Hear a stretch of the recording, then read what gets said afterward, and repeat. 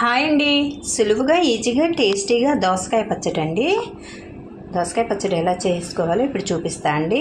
దానికి కావాల్సింది ఒక చిన్న దోసకాయ అండి, పల్లీలు, పచ్చిమిర్చి, కొద్దిగా కరివేపాకు అండి.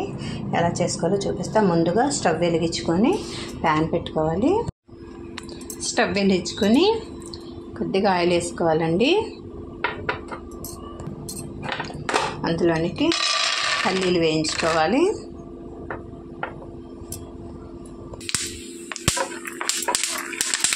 ఇలా వేయించుకున్న పల్లీలు పక్క తీసుకోవాలండి.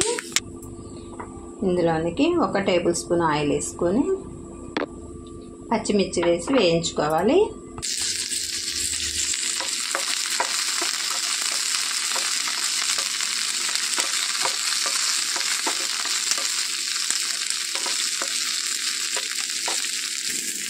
ఇందులోనికి 1 టేబుల్ స్పూన్ జీలకర్ర వేసుకోవాలి.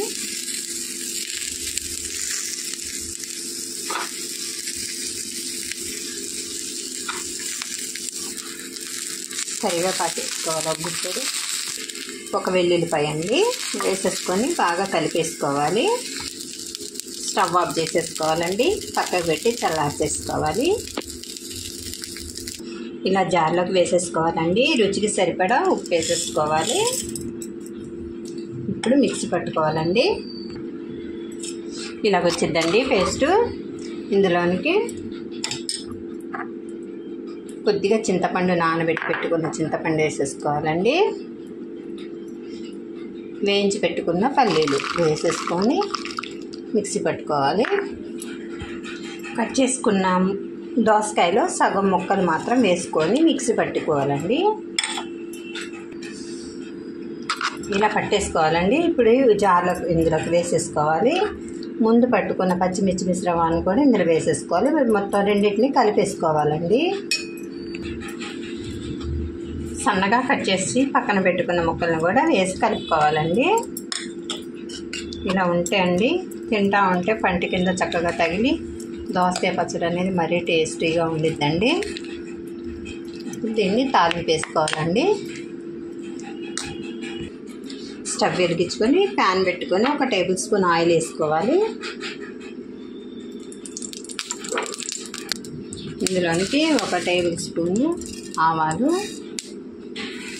1 టేబుల్ స్పూన్ మినప్పప్పు,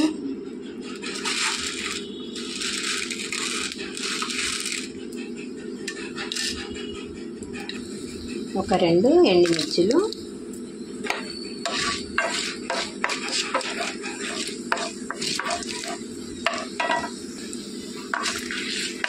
కొద్దిగా ఇలా వేగిపోయాకండి కొద్దిగా ఇంగు వేసుకోవాలండి.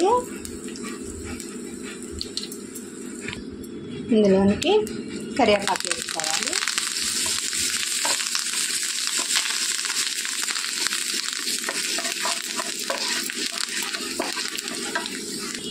తాలింపు అనేది రెడీ అయిపోయిందండి.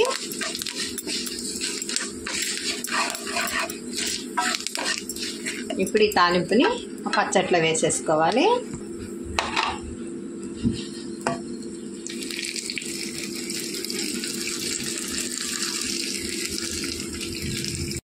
అయిపోయిందండి. సులువుగా ఈజీగా టేస్టీగా దోసకాయ పచ్చడి అండి.